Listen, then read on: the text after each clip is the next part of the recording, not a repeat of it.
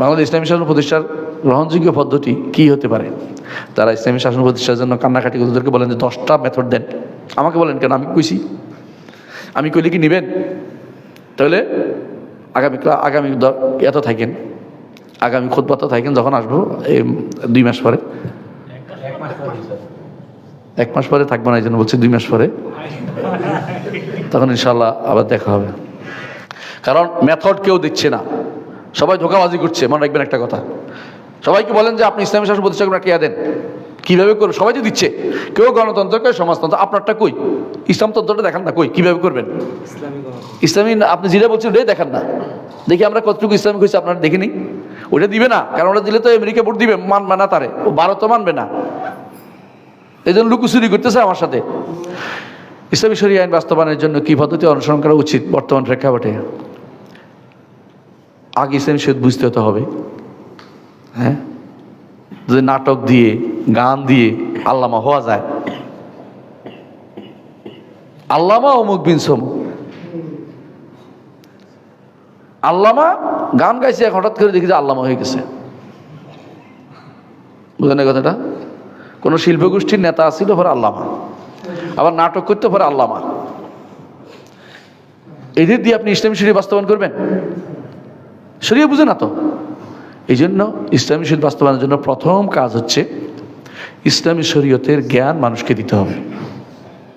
সেই জন্য বিশ্ববিদ্যালয় হতে শুরু করে ছোট্ট প্রতিষ্ঠান পর্যন্ত সব জায়গায় ইসলামী শরীয়তের পরিপূর্ণ জিনিসটা জ্ঞান দিতে হবে। আমাদের দেশে সর্বোচ্চ সালাতের মাসলা তো পড়ায় না রে ভাই। সালাত কি আল্লাহ রসুলের দেখানোর মতো হয়? তাহলে আপনি বলেন, যেখানে সালাতটাও যেটা দৈনন্দিন লাগে এটা তো পড়াচ্ছেন না, আর যেটা সামষ্টিক এটা তো মোটেই খবর নেই কারো, হুদুদ কেসাসের কোনো জানাই নেই কারো।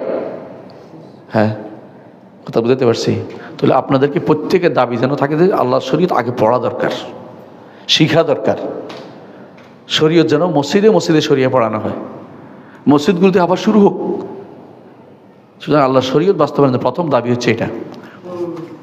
আমি যে বাসায় থাকি সেখানে ফজরে যেতে দেওয়া হয় না, এমনকি রমজানেও জামা মসজিদ যেতে দেয়নি।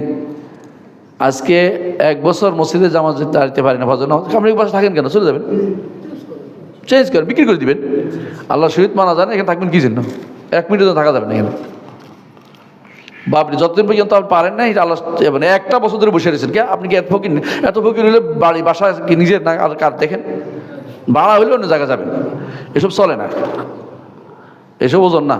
বাবরি চুল রাখলে সামনের চুল যাতে সামনে না আসে, সেই জন্য জুটি বা ব্যান্ড পরা যায়, ছুটি বা ব্যান্ড, চুটি বা কিছু একটা আটকায় রাখেন, এই তো আশা করি জায়েজ হবে। আরবের ফের ছেলেদের জন্য আশা করি জায়েজ, মেয়েদের জন্য হ্যাঁ। এত দূর চুললে তো কাঁধের নিচে যাওয়া যাবে না।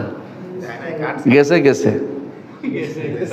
জানি ব্যাকা দেখা যাচ্ছিল না। আচ্ছা ঠিক আছে, অসুবিধা নেই। কিন্তু এটা বাঁধলে মেয়েদের মতো হলে আবার আশা বুঝাইজ নাই, বুঝছো নি? সমস্যা নাই, সুলো তো সিদ্ধা করবে, তোমার সমস্যা কি? রসুলের সুলো তো ছিল, রসুল তো বাঁধে নেই, না বাজাই ভালো। জি, অসুবিধা নেই, সুলো সিদ্ধা করুক।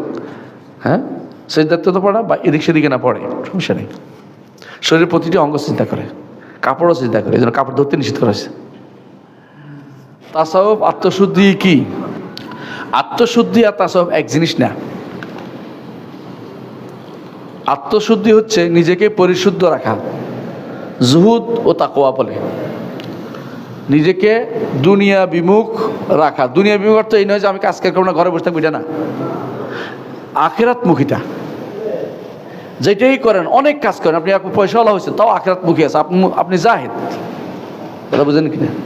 আপনি বিশাল বাড়ি করছেন, বিশাল বাড়ি করে মানুষকে আসে খাওয়াচ্ছেন, দাওয়াত দিচ্ছেন, অমুকে আসছে তমুকে আসছে, আলেমরা আসছে, আপনি জাহেদ। কারণ আপনি আলেমদের জন্য আছেন। আপনি ছোট্ট ঘর করছেন কিন্তু দুনিয়া ছাড়া চলতে পারতেছেন না, আপনি জাহেদ না, আপনি আত্মশুদ্ধি করেন নাই। আত্মশুদ্ধি বিষয়টা হচ্ছে নিজেকে পরিশুদ্ধ রাখা, দুনিয়ার মায়ার চেয়ে আখিরাতের মায়াকে বাড়িয়ে দেওয়া। যত আল্লাহ সম্পদ দিয়েছে সবই আখিরাতের মুখে থাকা। ওসমান রাদিয়াল্লাহু আনহু জাহেদ ছিলেন না? জাহেদ ছিলেন। সম্পদ কম ছিল? সম্পদ কম ছিল না, কথা বুঝছেন? তো সম্পদ বেশিও হওয়াই আত্মশুদ্ধিতার বিরোধী না। আত্মাকে পরিশুদ্ধ করা, আত্মাকে পরিশুদ্ধ করার ইসলামিক কিছু নীতি আছে। সেটা কি? সেটা কি? তাকওয়া অবলম্বন করা, আল্লাহর জন্য তাওয়াক্কুল করা, দান করা, জিকির করা, ভালো কাজে ব্যস্ত থাকা, সার্বক্ষণ ভালো কাজ করা, দান ভালো কর্ম সব করতে থাকা, এগুলো হচ্ছে জুহুদ। এটা শরীয়ত অনুমোদিত জিনিস।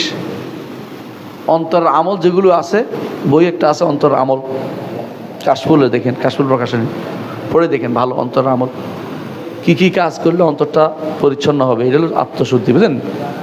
এইটা শরীয়ত অনুমোদিত জিনিস, কোনো সন্দেহ নেই। দ্বিতীয় তাসাউফ। তাসাউফ জিনিসটা হচ্ছে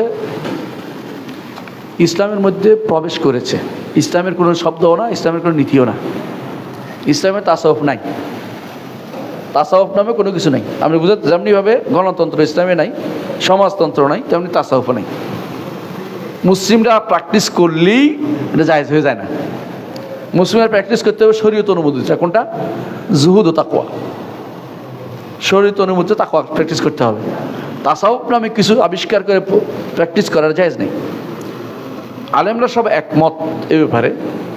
তাসাউফ শব্দটি বা তাসাউফের এই নীতিগুলো হিজরি 2য় শতকের শেষের দিক দিয়ে, কেউ বলছে 3য় শতকের শুরু দিয়ে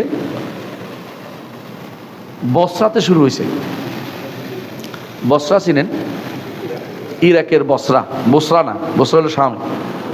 ইরাকের বসরাতে শুরু হয়েছে। কেন বসরাতে শুরু হইলো কে কি বলতে পারবেন? হ্যাঁ, কি বলতে পারবেন?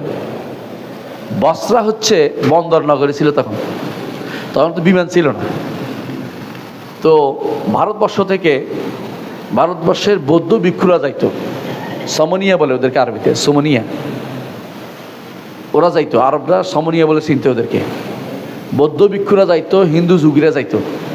যাইয়া তারা কাপড় চোপড় নাই, অল্প কদ্দুর কাপড় নিয়ে চলতেছে, খাওয়া দাওয়া নাই, চুপ করে বসে আছে, রোদের মধ্যে বসে আছে, হাত তুলে দাঁড়িয়ে আছে। এগুলি বিভিন্ন রকমের ভেলকি দেখাতো। দেখতে দেখতে বসরার মুসলিম আছে, মুসলিম, ওরা এদের প্রভাবিত হয়ে গেল যে এইটা তো সুন্দর। এরা একবারে আখেরাত হয়ে গেছে, এরা কিছু চায় না, দুনিয়া চায় না, দুনিয়া বন্ধ কিছু হইতেছে, এরা কোনো কাপড় চোপড় নাই, খাওয়া দাওয়া নাই, এটাই তো ভালো। এই ধীরে ধীরে তারা এর দ্বারা প্রভাবিত হইয়া, বুঝছেন কথাটা? এটা আমার কথা না, মেসিনি হইতে সবাই, সমস্ত মানুষ এটা বলছে। আপনি এমনকি বিস্তারিত বর্ণনা করেছে আমাদের এহসান আলাই জাহির রাহিমাহুল্লাহ, তার একটা কিতাব দেরাসাত ফি তাসাউফ উল্লেখ আছে, পড়ে দেখেন। তার 2টা বই আছে তাসাউফের, 2টা বই, বড় বড় 2টা বই। তো এই মধ্যে উল্লেখ করেছে এরা কী করতো, বিভিন্ন রকমের বড় বড় ভেলকি দেখাইতো। তো ভেলকিতে মানুষ সাধারণত কারামত মনে করতো। আর যে ব্যক্তি এরকম কিছু করে, শয়তান তাকে সাহায্য করে। ভেলকিগুলি করতে পারে, ভেলকি করতে পারে, বুঝেন কিনা? হ্যাঁ, সুলতান মোহাম্মদ তুগলক এর দরবারে হিন্দু যোগী যখন ঢুকছে একজন আরব পরিব্রাজকেরা, ইবনে বত্তুতা, যদিও এগুলো ভালো না, তারপরে বলতেছি এক ঘটনাটা। আমি তার দরবারে ঢুকছি, এমন সময় দেখলাম যে তিনি বলতেছে, এই দেখাও তো, তো লাভ দিয়ে উঠে শূন্য বসে রয়েছে। কারণ পড়ে না কেন চিন্তা করতেছি, এমন সময় তা বলছেন যে এই তুমি উঠো, হে যে এর কাঁদর পড়ছে, দুজনে পড়ে না। তাই বলে কি আল্লাহর ওলি হয়ে গেছে? আমাদের দেশে হলে সঙ্গে সঙ্গে ওর পূজা আরম্ভ করে দিতেন আপনারা। ও সুলতান মোহাম্মদ তুগলক ভালো ছিল, ও দেখা কয় যে ভেলকি দিলেই ইমানদার হয় না, এটা প্রমাণ, এটা ওর দেখাইতে বলছে। এজন্য আমার তুগলকি কাণ্ড কেন কয় জানেন? কেন কয়? সমস্ত কবর ভাঙিয়ে ফেলছে, মাজারগুলি ভেঙে ফেলছে, এজন্য নাম হচ্ছে তুগলকি কাণ্ড কয়।